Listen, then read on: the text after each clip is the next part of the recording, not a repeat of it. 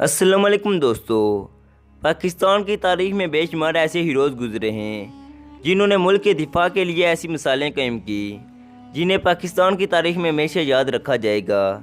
इस वीडियो में हम आपको एक ऐसे ही मर्द मुजाहिद के बारे में बताने जा रहे हैं जिसका नाम जनरल हमीद गुल था।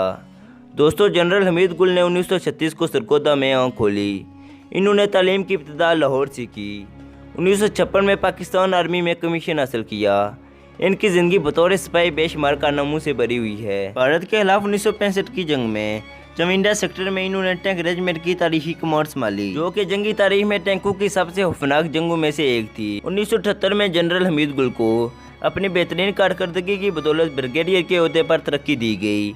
1999 में जनरल हमीद गुल को ISI का सरबराह मुकर्रर किया गया। दोस्तों, ये वो दौर था जब पाकिस्तान को मशरकी और मगरबी सरहदों से दुश्मन की चालू का सामना था। इस नाजुक सूरत हाल को माहिराना अंदाज से संभालते हुए इस अजीम जनरल ने दुश्मन का दुश्मन दोस्त के फार्मूले पर अमल किया और अमेरिका के साथ मिलकर उस वक्त की सुपर पावर रूस को मुंह तोड़ जवाब दिया। रूस पाकिस्तान के गर्म पानियों तक रसाई हासिल करके इस पर कब्जा करना चाहता था। इससे पहले कि रूस अपने मजमूम मकासद में कामयाब होता, पाकिस्तान ने रूस को शिकस्त देने के लिए मनसूबाबंदी शुरू कर दी।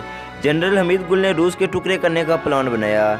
इन्हीं शहीदीन इस बात के गवाह हैं कि रूस बिल्कुल इसी तरह टूटा जिस तरह मनसूबे के वक्त नक्शे पर लकीरें खींची गई थी। बात यह रहे कि आज भी वो नक्शा पाकिस्तान आर्मी ने अपने नए आने वाले अफसरान के लिए संभाल कर रखा है, जो आज भी इनका मोराल बुलंद करने के लिए इस्तेमाल किया जाता है। इस तमाम तर कार्रवाई में पाक फौज के जवान इन मुजाहिदीन के शानो बिशानो रूस के खिलाफ लड़े। पाक आर्मी हेलीकॉप्टर तोपों के जरिए रात भर अफगानिस्तान से रूसी फौज पर बमबारी करते और सुबह सादक से पहले पाकिस्तान वापस आ जाते थे। दोस्तों, ये अपनी नौयत की पहली जंग थी जो पाकिस्तान और रूस के दरमियान थी, लेकिन अफगानिस्तान की सरजमीन पर लड़ी गई। पाकिस्तान ने अपने से कई गुना बड़े सुपर पावर दुश्मन के टुकड़े टुकड़े कर दिए। ये इसी का असर था कि राजीव गांधी की हुकूमत जो पाकिस्तान पर हमले के लिए तैयार थी, इसकी हिम्मत भी जवाब दे गई। वतन अजीज में सबसे बड़ी जंगी मशकें ज़रब मोमिन भी जनरल हमीद गुल की सरबराही में शुरू हुई और कामयाब रहीं।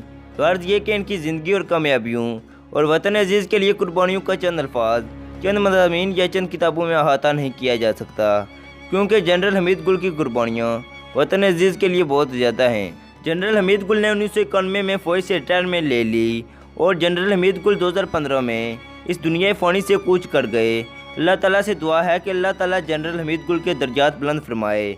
आमीन सुम्मा आमीन।